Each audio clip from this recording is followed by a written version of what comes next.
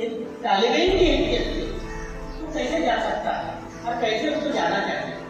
देखिए मैं एक और इस चीज़ के साथ में पैगाम है, आगे आज मैं मतलब समझा के हट जाऊँगा, लेकिन उससे पहले एक और चीज़ बताना बहुत जरूरी समझता हूँ।